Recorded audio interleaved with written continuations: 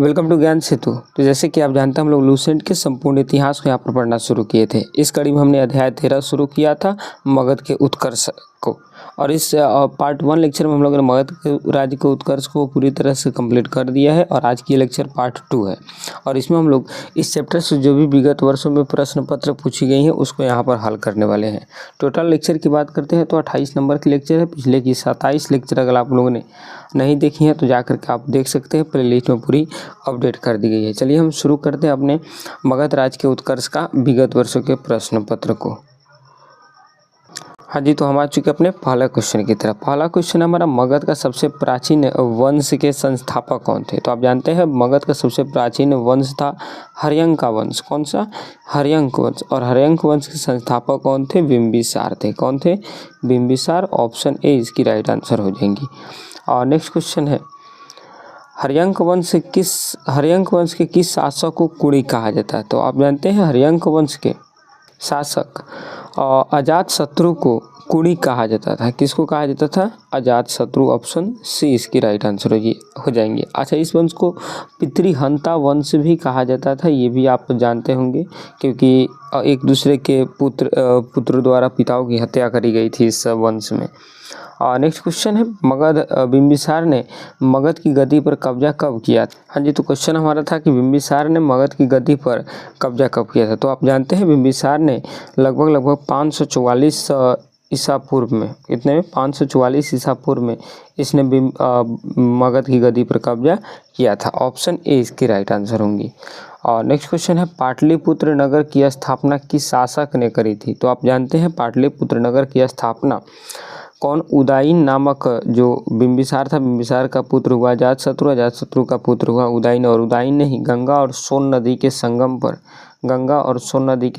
पर पाटलिपुत्र शहर बसाया था, जो आज वर्तमान में पटना के नाम से जानी जाती है। और नेक्स्ट क्वेश्चन है, किस मगध सम्राट ने स्वयं को एकराट कहा था? कौन सा वो मगध सम्राट था जो स्वयं को एकराट कहा था? तो वो था महापद्म नंद। अच्छा, इसी ने भी सर्वछत्रांतक की भी उपाधि धारण किया था। सर्वछत्रांतक मतलब होता है क्षत्रियों का विनाश करने वाला। और अपने जानते हैं कि अपने जीवन काल में इसने हजार की संख्या में क्षत्रियों का विनाश इसने किया था। और इसी का ही पुत्र हुआ घनानंद। कौन सा? घनानंद। और घनानंद के ही दरबार में चाणक्य आए थे, हमने कहानी भी आपको बताया था। नेक्स्ट क्वेश्चन है, शिशुनाग का वह कौन सा शासक था जिसके समय में वैशाली में द्वितीय बौद्ध संगीति का आयोजन किया गया था? तो आप जानते हैं शिशुनाग के काला शोक के समय में द्वितीय बौद्ध संगीति का आयोजन कहाँ पर? वैशाली में किया गया था।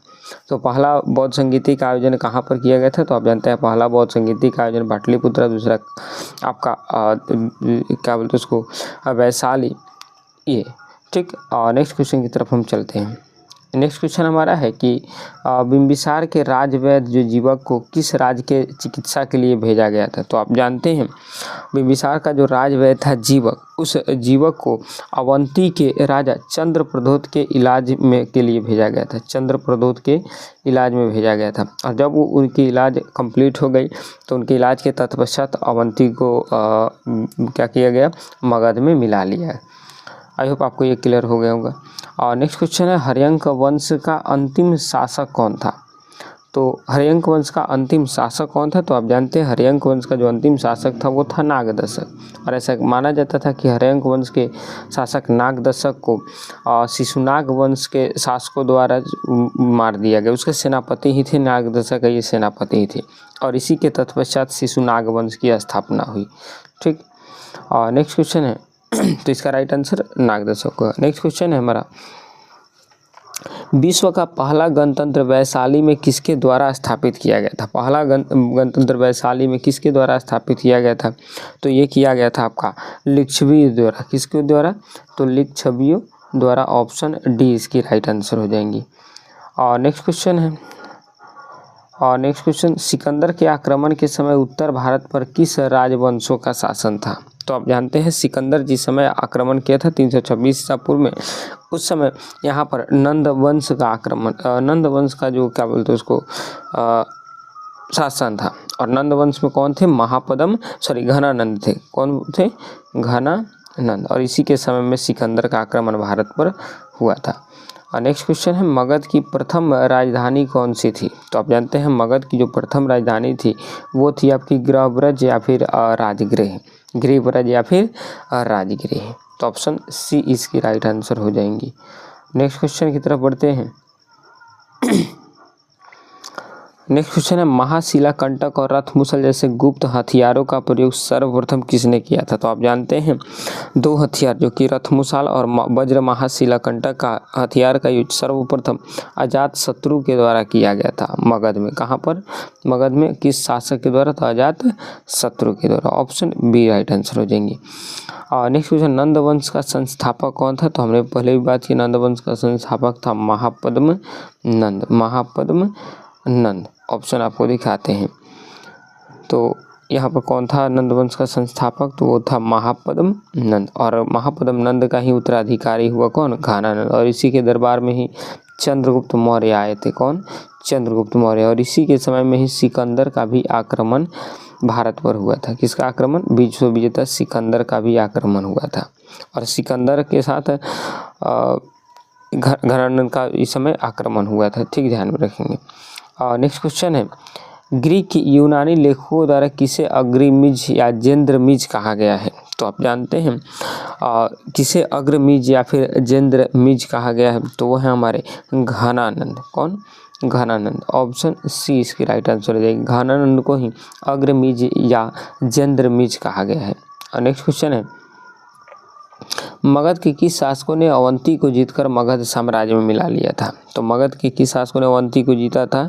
तो आप जानते हैं मगध के शिशुनाग वंश के द्वारा अवंती को जीत करके उसको मगध में मिला लिया गया था।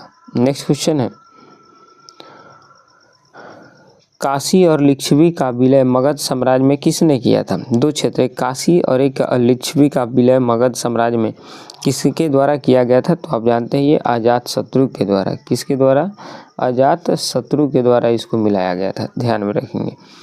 और नेक्स्ट क्वेश्चन है, एक मिनट, नेक्स्ट क्वेश्चन है, शिशुनाग ने अपनी राजधानी कहाँ बनाई थी? शिशुनाग के द्वारा पूछा जा रहा है कि इसकी राजधानी कहाँ बनाई गई थी? तो आप जानते हैं शिशुनाग ने अपनी राजधानी कहाँ पर बनाया था? वैशाली में। यानी ऑप्शन बी इसकी राइट आंसर हो जाएंगी। आएंगे नेक्स्ट क्वेश्चन, कालाशोक की राजधानी कहाँ थी? तो कालाशोक की राजधानी कहाँ थी? तो आप जानते हैं कालाशोक की राजधानी जो थी वो थी पाटलिपुत्रा। यानी ऑप्शन सी इसकी राइट आंसर हो जाएंगी। आएंगे नेक्स्ट क्वेश्चन की तरफ। क्वेश्चन हमसे पूछ रहा है, सिकंदर और राजा पोरस के बीच 326 ईसा पूर्व में जो युद्ध हुआ था उस युद्ध को क्या नाम दिया जाता है? तो आप जानते हैं इसी युद्ध को हाइडेस्पीस का युद्ध कहा जाता है। और ये झेलम नदी के तट पर हुआ था सिकंदर और राजा पोरस के बीच में, जो कि पंजाब के ये रहने वाले थे राजा पोरस। और इन्हीं के बीच में हाइडेस्पीस का युद्ध हुआ झेलम नदी के तट पर। ध्यान में रखेंगे। और नेक्स्ट क्वेश्चन है, सिकंदर के गुरु का क्या नाम था? तो आप जानते हैं सिकंदर का जो गुरु था उस गुरु का नाम था अरस्तु। सिकंदर का गुरु अरस्तु। और अरस्तु गुरु कौन थे? प्लेटो। और प्लेटो गुरु कौन थे? सुकरात। ध्यान में रखें। क्या बताएं कि सिकंदर का गुरु अरस्तु और अरस्ती का गुरु प्लेटो और प्लेटो का गुरु सुकरात थे।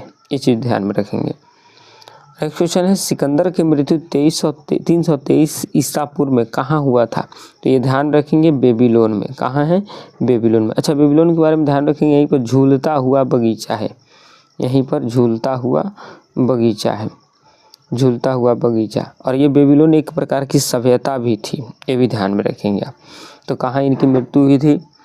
तो हुआ था आपका बेबीलोन में।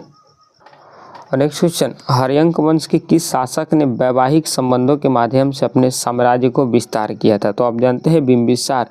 ऐसा माना जाता है कि इसने वैवाहिक संबंध के द्वारा कई सारे क्षेत्रों को जीता था और अपने कुल जीवन काल में इसने 4 विवाह किया था। ये चीज़ें आप ध्यान में रखेंगे। और नेक्स्ट क्वेश्चन है, पुराणों के अनुसार मगध पर शासन करने वाला पहला वंश कौन था? तो आप जानते हैं ऐसा माना जाता है पुराणों या फिर महाभारत के अनुसार कि मगध साम्राज्य पर जो पहला वंश शासन किया था वो बृहद्रथ वंश था। परंतु इसका कोई साक्ष्य नहीं मिलता है, जिस कारण से इसको उतना प्रायोरिटी नहीं दी जाती है। परंतु सबसे पहला प्रायोरिटी आपकी हर्यंक वंश की दी जाती है। तो ऑप्शन ए इसकी राइट आंसर हो जाएंगे, सॉरी डी इसकी राइट आंसर हो जाएंगी। नेक्स्ट क्वेश्चन है, सर्वछत्रांतक की उपाधि किसने धारण करी थी? तो आप जानते हैं महापद्मनंद, जिसने अपने आप को सर्वछत्रांतक कहा, क्षत्रियों का विनाश करने वाला, और इसने ही अपना उपाधि धारण किया था सर्वछत्रांतक की। नेक्स्ट क्वेश्चन है, सिकंदर के जल सेनापति का नाम क्या था? सिकंदर के जल सेनापति का नाम क्या था? तो आप जानते हैं सिकंदर के जल सेनापति का नाम था निर्याकस, और थल सेनापति का नाम था सेल्यूकस निकेटर। और यही सेल्यूकस निकेटर आया था क्या बोलते चंद्रगुप्त मौर्य के समय में। इसी ने चंद्रगुप्त मौर्य से युद्ध किया था, और इस युद्ध में चंद्रगुप्त मौर्य ने इसको पराजित करके इसकी एक पुत्री हेलेना थी, उससे विवाह स्थापित कर लिया था, और बदले में 100 हाथी इसको गिफ्ट में दिया था।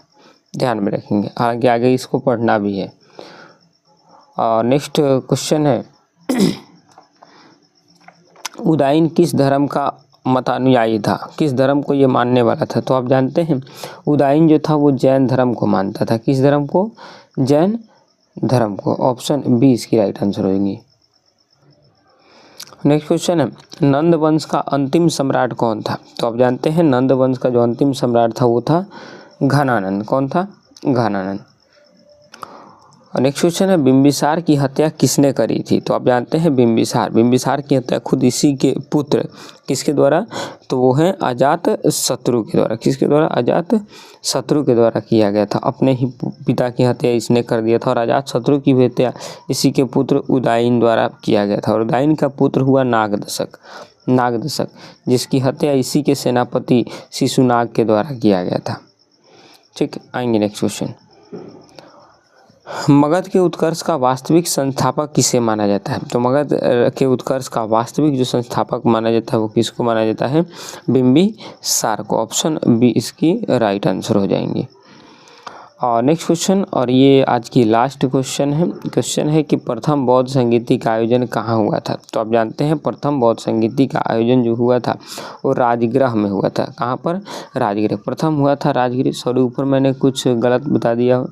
प्रथम हुआ था राजगृह, दूसरा हुआ था वैशाली, दूसरा कहाँ पर हुआ था? वैशाली। तीसरा हुआ था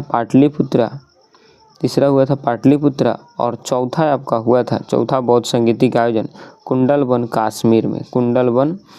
कश्मीर में ये हुआ था। तो 4 बौद्ध संगीति हुई थी, चारों को हमने आपके साथ डिस्कस कर दिया।